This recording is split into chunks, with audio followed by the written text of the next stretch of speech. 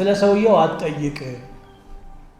ማንነቱን ለማወቅ ከፈለክ ስለ ጓደኛው ጠይቅ ይላል። ከነማን ጋር ነው የሚለው? አይ እኔ እኮ ኸምር ቤት ብገባም አልጠጣም እኮ ለጉዳይ እነሱ ጋር ገብቼ ነው እንጂ የሚል ከሆነ መግባቱ ራሱ ወንጀል ነው።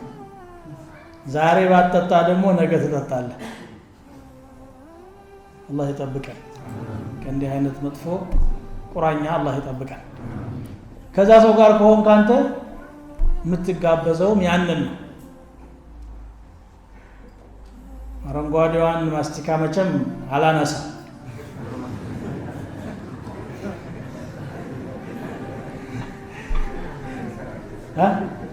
ትነሳ እንዳንቀያየም ብዬ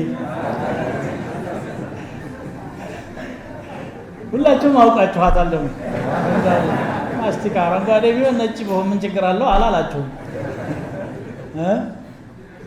አረንጓዴ ማስቲካ በተለይ ለወጣቱ መዘዝ ናት አይደል?